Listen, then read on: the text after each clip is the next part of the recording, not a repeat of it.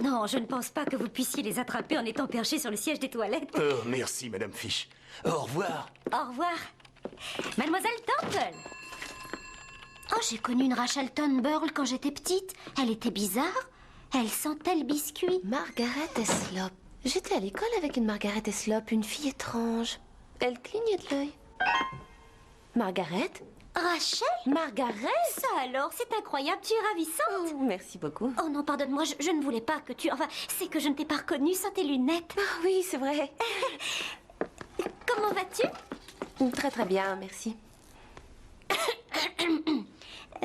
Tu as toujours ta bicyclette? Tu sais la rose avec plein de rubans sur le guidon? Non, non. Non, bien sûr. Tu dois avoir une voiture maintenant. C'est quel genre de modèle? Un cabriolet. Quelle chance. Oh, tu avais bien une tortue, non? Une brillantine, oui. Elle était malade. Elle est morte. Oh, comme c'est triste. Et alors, qu'est-ce que tu fais dans la vie? Je suis psychanalyste. Oh. Je travaillais à Los Angeles. Ah oui? Eh oui, mais j'ai eu le mal du pays et je suis revenue m'installer à Londres avec Matt. Matt? Il a été mon patient. C'était un alcoolique dépressif. Ah, ça n'est pas déprimant d'écouter les problèmes des gens toute la journée? Pas 200 livres de l'heure. 200 livres de l'heure? Les loyers ne sont pas donnés dans les beaux quartiers, mais c'est là que sont les clients. Oh, oui, oui. Enfin, la plupart. Ils ne sont pas tous vedettes de cinéma ou top modèle. Mais toi, qu'est-ce que tu es devenue?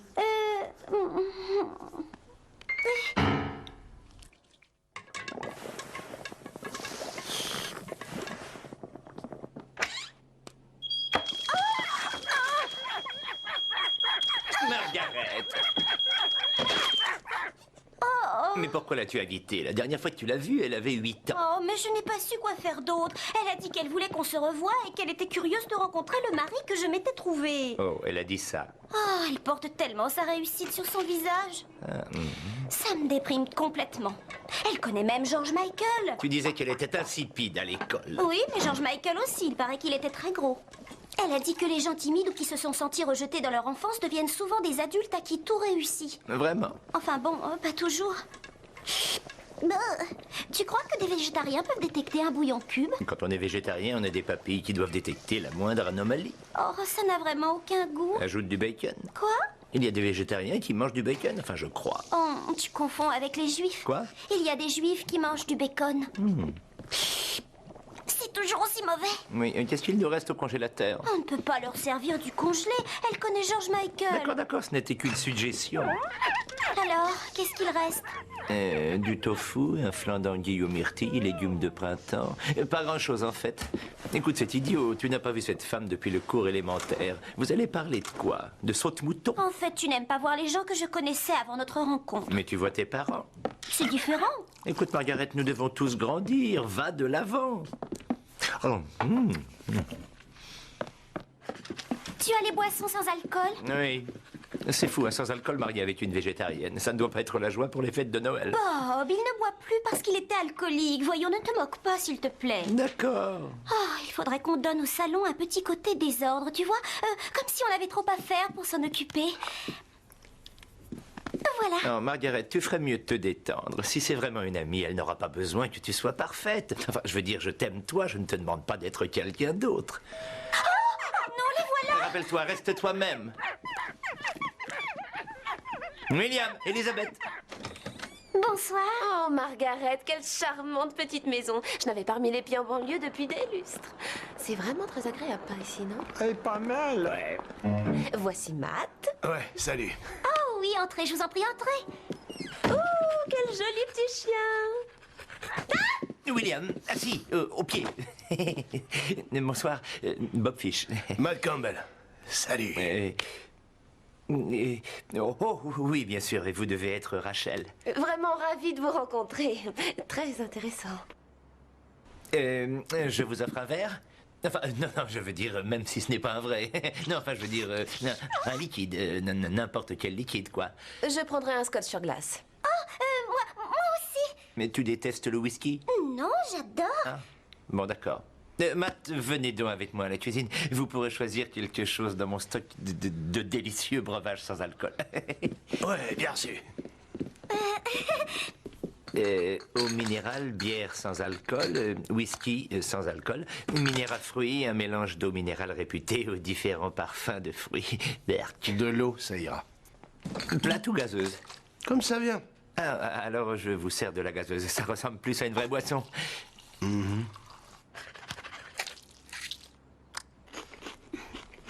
Ce qui est vraiment essentiel dans une relation, c'est le respect mutuel. C'est ce qui est merveilleux avec Matt. Il a un total respect pour moi et mes objectifs. Il est présent et me soutient sans jamais m'étouffer. C'est bien. Oui. Merci, chérie. Et voilà. Santé. Santé.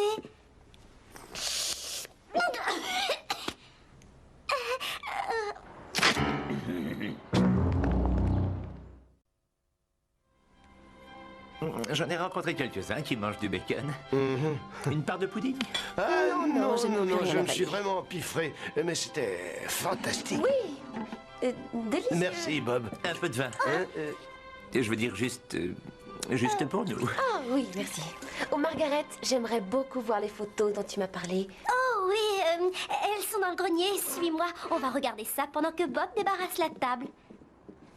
Matt, ça fait combien de... Enfin, depuis combien de... Depuis combien de temps que je n'ai pas bu un verre? Pas de problème. Ça ne me dérange absolument pas d'en parler.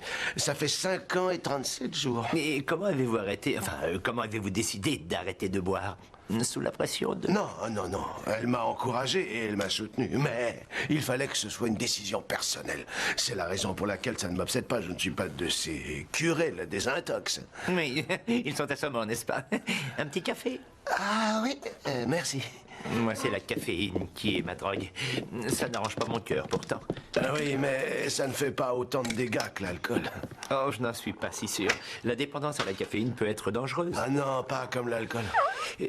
Non, sans doute pas. Il est intéressant de constater que les bactéries détectées lors de soins stomatologiques affectent le cœur de certaines personnes. Et en tant que dentiste... Mais et le foie et les reins? Non, je ne crois pas. Je parle de ça parce que j'ai lu un article qui m'a semblé très intéressant dans le journal du dimanche. Ça peut vous faire réfléchir. Oh, en tant que médecin, bien sûr. Ah oui, sûrement. Reins et foie endommagés. Et c'est le résultat du... L'alcool, oui. Je collectionne tout ce qui s'y rapporte. Tenez, c'était dans le numéro d'octobre du Nouveau Scientifique. Belle photo. Souriez, vous êtes filmé. Oh, je me souviens de ce maillot à rayures. Oh, regarde comme j'avais l'air épanouie. Oh, bien sûr, je suis heureuse aujourd'hui, mais quelque part, je n'ai pas l'air aussi joyeux que sur ces photos. Vraiment? Veux-tu que nous en parlions? Eh bien, la vie est plus compliquée. Oh, mais je ne vais pas t'ennuyer avec le récit de ma vie, voyons. Pourquoi dis-tu ça, Margaret? Tu n'es pas en consultation en ce moment. Et puis, de toute façon, je ne suis pas une célébrité. Margaret, pourquoi tu te sous-estimes? Je me souviens que tu brûlais d'ambition. Tu avais des objectifs très clairs. Tu allais devenir danseuse étoile, la première femme dans l'espace, une princesse de contes de fées. Où est passé cet enthousiasme? As-tu réalisé tout ce que tu voulais faire autrefois? Oh, il y a probablement 2 ou 3 choses de cette liste que je n'ai pas réalisées. Ça, c'est le foie ou les reins? Personne ne le sait. Tenez, Owen, Eh bien, je dois avouer que c'est fascinant, cette collection, vraiment. C'est donc le facteur santé qui vous a décidé... Vous Pas voyez. vraiment. Quoique je ressente une énergie incroyable sans toutes ces toxines dans mon corps. Non, c'est un jour où je me suis carrément avoué. J'ai besoin d'un verre. Je vois. Hein. Alors, qu'est-ce qui s'est passé exactement? Vous vous êtes réveillé un matin en pensant... Oh, qu'est-ce qui va le mieux avec les céréales? Un chardonnay fruité ou un frascati bien sec? Non, c'était en revenant du boulot. Tout d'un coup, j'ai réalisé que j'étais dépendant. Alors j'ai pris mon téléphone et j'ai rejoint le groupe. Vous devriez venir. Ça vous plairait. Vous pourriez parler. Parler de quoi? De tout. En tant que nouveau venu, vous seriez le pôle d'attraction. Ah oui, je pourrais parler de dentition ou de la modération de la boisson. Pourquoi ressentez-vous le besoin d'un verre? Je n'en ai pas besoin. Enfin, de temps en temps, c'est agréable de s'installer confortablement avec une bouteille. C'est le fauteuil confortable ou le vin que vous préférez? Eh bien... Et je sais que ça vous met mal à l'aise. Vous n'êtes pas encore prêt? Oh, je suis prêt pour un autre verre de vin. Bob, allez jusqu'au bout. Je vous écoute. Dites-le. J'ai besoin d'un verre. J'ai besoin d'un verre, et alors non, ce n'est pas vrai. Non, je n'en ai pas besoin. Je peux très bien m'en passer. Vous voyez, je n'en veux plus. Une dernière gorgée. Non, je n'en ai vraiment pas besoin. Je vais le reverser dans la bouteille pour une autre fois. Oh, non, oh, bon sang, non.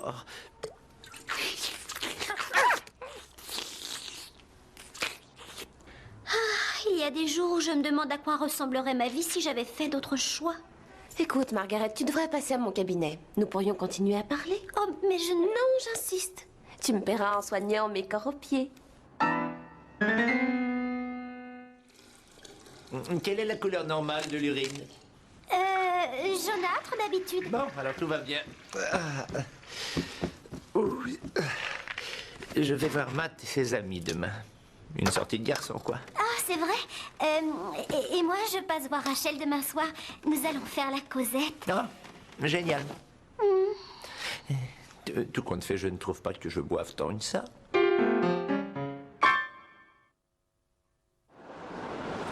Oh, j'adore ces canapés. C'est la première fois que j'en vois un comme ça. Oui, mais revenons à ta petite enfance.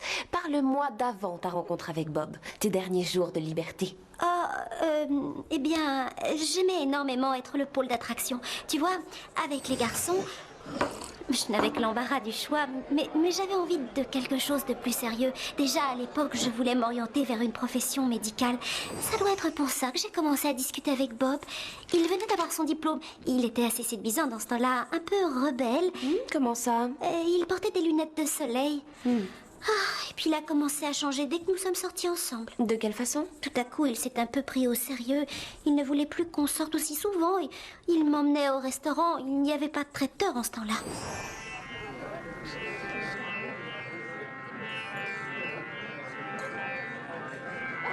Pour moi, ce sera un curry, s'il vous plaît, avec des oignons perruches. Cela s'appelle Béruche, monsieur, les oignons Béruche. Ah oui, désolé. Oui, oui. Eh bien, c'est ce que je prendrai. Je suis un alcoolique. Bravo, c'était Brian Sedgewood, un sacré bonhomme avec un sacré problème. Écoutez-moi tous, nous avons un invité ce soir. Il s'appelle Bob. Souhaitons-lui l'accueil chaleureux des alcooliques anonymes. Bob, je voudrais dire au nom de ceux qui nous entourent que le pas que tu as franchi en venant ici ce soir est immense. Bravo, mon vieux. Je vous remercie. Je suis content d'être là. Je voudrais juste insister sur le fait que je ne suis pas un alcoolique. Non, j'aime bien boire et je suis content comme ça. Alors, ce que je pensais faire, c'est un genre d'exposé sur ma situation d'aujourd'hui, en regardant comment j'en suis arrivé là, et nous pourrions peut-être avoir un débat contradictoire à mon sujet. Bien. Alors, pas de souci avec mes parents, aucun problème de boisson. Papa était un poil ronchon. Peter était le préféré de ma maman, et tout va bien. Oui, je suis assez heureux, en fait. Je suis assez heureuse, en fait. Enfin, je veux dire, j'aime Bob et j'aime mon métier de podologue. Enfin, aimer n'est peut-être pas le bon mot. Je suis podologue. Et tu voulais devenir podologue? Eh bien, je crois qu'au départ, ça a été une idée de Bob. Dans les premiers temps, il disait que je ferais un chirurgien remarquable. Mais quelques mois après, il a commencé à dire que c'était une filière très encombrée.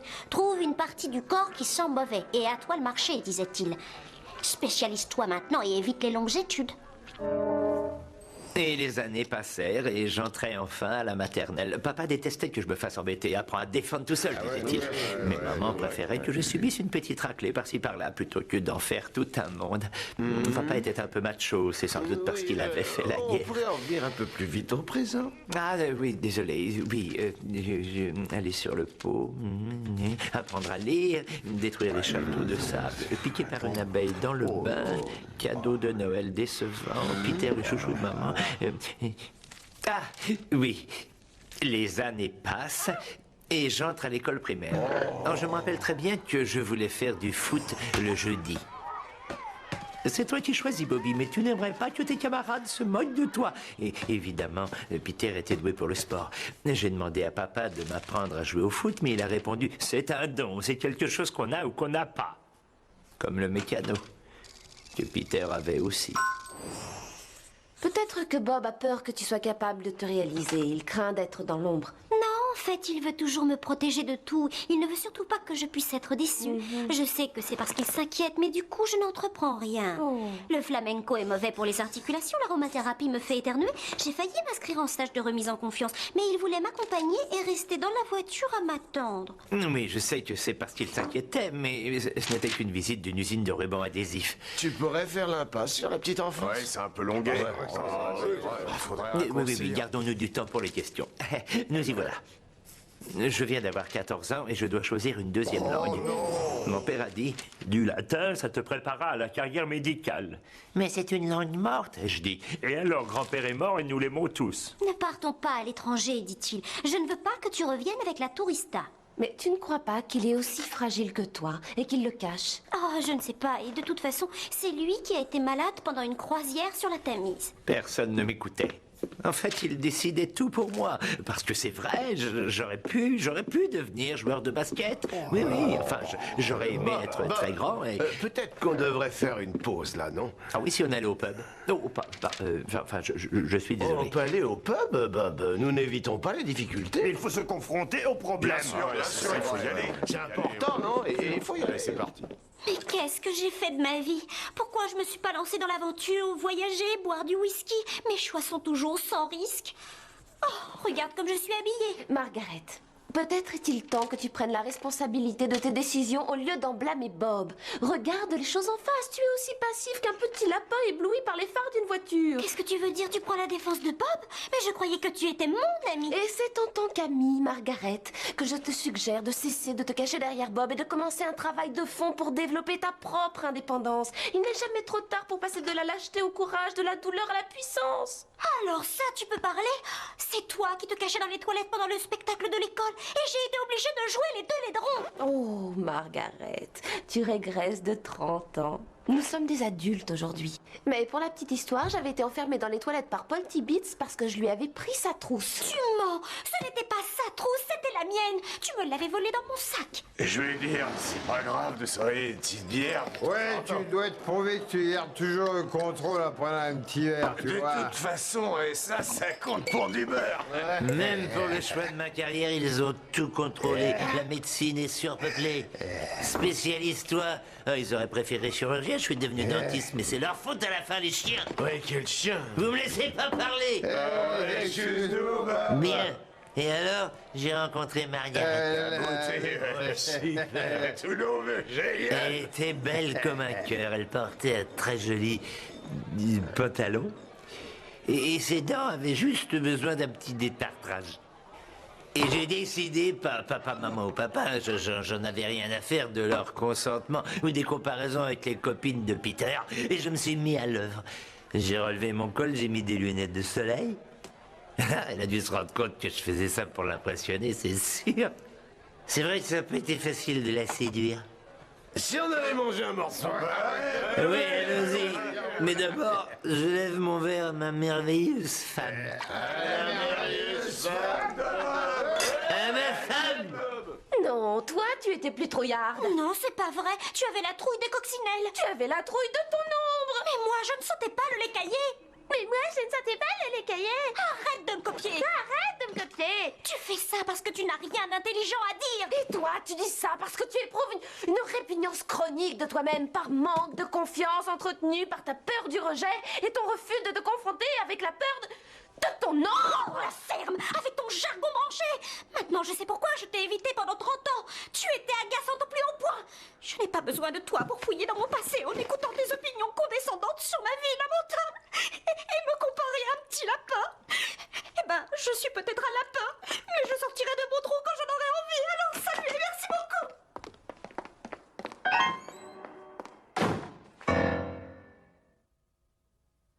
Oh, allez, oh.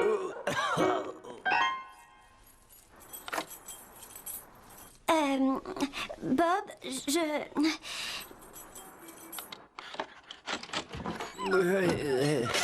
ça me fait beaucoup de peine que tu ne m'encourages jamais. Oh. Oula. Mais, Bob, j'ai besoin de te parler. Oui, Mariette, mais il faut d'abord que je te dise quelque chose. Tu Tu es la seule chose de ma vie que j'ai choisie tout seul, que je voulais si fort, que j'ai fait tous ces trucs idiots, rien que pour t'impressionner. Tout ce que j'avais fait avant, c'était par découragement, parce qu'on me l'avait imposé, puis tu es apparu, et si jamais je pensais que d'une façon ou d'une autre, j'étouffe ta volonté, ou que je te décourage comme l'ont fait mes parents, alors je me prendrais par la peau du cou et je tuerais comme un chien. Parce que tu es parfaite et je ne veux pas te changer en quoi que ce soit. Non, tu es parfaite. Excuse-moi de t'avoir interrompu, pardonne-moi. Qu'est-ce que tu voulais me dire? Oh, je voulais juste te... Enfin, tu me... Oh.